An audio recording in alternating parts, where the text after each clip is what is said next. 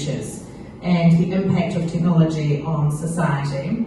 And your trilogy, which you'll tell me is coming out very soon, although you have 2 short stories out already, blends Arabian science fantasy with dystopian elements. No, that's incorrect. There's actually 2 series of books. One is the Arabian science fantasy, and the other one is called Dystopian. It's trilogies. Okay. So the Dystopian trilogy is literally dystopian, entropian, utopian. It's in the post-coup in the United States, continental United States, where a fascist coup has occurred. And overnight, the country's relabeled the nation. And believing they've conquered the rest of the world, they built a giant wall around the country and try to continue their way of life. But without their knowledge, there is a new civilization forming in the east, and they're called the Dark Underground. And they're coming back to return the world to its normal state before the coup occurred. Right. So the trilogy is the Sir Assassins? No, Sir Assassins is just a short story I made up. Arabian science fantasy is unique to me because first of all, I didn't really subscribe to the normal fantasy. It's Oriental fantasy in the sense that I have Islamic magic, Indian magic and stuff going on. But at the same time, there is elements of science fiction like spaceships and spatial battles and stuff, magic battles as well. So I enjoy to explore how those 2 different types of genres interact and impact each other. So you've created a lush continent in Europe. In Arabia, so basically... Can you tell us about that lush continent and how the genesis of that continent came to be? So basically the continent is America, but it was founded before Christopher Columbus could leave and find it, so it has been conquered by the Orientalists. And they are seeding lush rainforests, deserts and such with magical beings called devas. And by doing so, they're creating a future for themselves in perpetuity. Okay, thank you. And AJ, America. You're welcome. Introducing yourselves to each other. But you have studies in anthropology, and you're an expat living in New Zealand. So how does that expat influence the worlds that you've created in your novels? So my dystopian series is Cities of Cloud and Earth. Thank you so much. And I set it in dystopian US because I'm from there, and a lot of people recognize the geography of the US. So I thought one of the best pieces of advice I've gotten on world building for fantasy or sci-fi is you need to start with something the reader can grasp onto. So you do not start your books with just made up everything, with new words of everything. You need something the reader can picture, even if later down the road you come at them with something they've never seen before. So Cities of Cloud and Earth means that climate change is coming, and depending on the geography of the city, it has either been completely destroyed, or they've taken to the sky and built dome cities, or if there's heaps of tornadoes and things, they've built earth cities underground.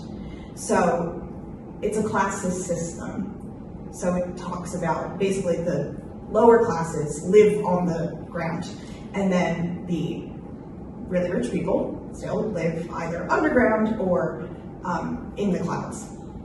So I used the US and the major cities in the US and didn't change the names of anything because there's already documented history of how climate change is affecting those places, and people can grasp on to the knowledge about those cities. And you can Google pictures of what the buildings like and buildings are like and things like that. In my fantasy series, I have chosen New Zealand and Fiji as the geography for that because obviously I'm now familiar with it, and it's not as obvious because it's a fantasy world. I have changed names and things, so it's not as obvious, but if you live in New Zealand, you would be able to kind of recognize places and how it's made up. So I just took this quote, because I'm going to steal this quote in the future. World building, you need to start with something the reader can picture, and I love that. And you say that your fantasy series is based loosely on Fiji. As a writer with tax obligations, did you visit Fiji as a research trip and then write that off? That would be fantastic. You can do that. That's true. I need to look into the tax law about that. So you didn't visit Fiji on a research trip? I did not, unfortunately. Okay. Well, may I recommend that you can write all that off? Your hotels as well. All right. There is a tale with my map. If you visit my website, you can see the map. It didn't really apply in my first book, so I did not publish it with the first book because the way I've written the main character, her world is small. So I didn't want to put the whole world out there for everyone to see because you wouldn't be in her head as much. So for the second book, her world expands and she travels. So I did publish a map. However, my printer really screwed it up and printed it super teeny tiny at the start of my book. So I put it on my website so you can see it a little bit better. Jan, can you take us through your journey with your map? Because that was quite a long, involved process in your novel. So the whole idea of the books began with the short stories, my 2 short stories, Zara and the Dunes of Madness, which I'm reading out a bit later, and my Rudra Al-Din, the Seer Assassins. They were experiments. I didn't know what it would turn out like, but my novel is so much more deeper. I mean, it's sitting at 154,000 words currently. World building, I refer to a lot of ancient ideas like Islamic magic, which is Synthaea, and also I enjoy inventing characters from Middle European characters as well, and finding names to suit them as well. In that time of trying to find trying to research. So I research names, culture, ideas of religious ideals from everywhere I can find, including in the novel. Yeah. So the things that are in the novel, do your short stories just touch on them? Yeah, it's a short story touching ideas, but I spent a long time researching the names, cultures, city names, ideas of spirituality and religious ideals and stuff. The Hashashin, which was originally in Khorasan, there was an Alamut by a person called Hassan al-Sabah. He was an Ismailite assassin, so he was a real character, but I've developed the idea, and then so the assassins in the short story is so much more fun to write mental battles. And you're not an assassin yourself? No, of course not. So you're not writing from experience, not right what you know. Okay. Mary, you use Tawasuf, which is the Sufi cloth for the Islamic hereticals. Ummah, which is basically the Islamic community, not just Islamic and Arabic ideals, but European ideals of like Albion, if you've heard the term, which I love researching, which is Latin for the White Island, reference to England.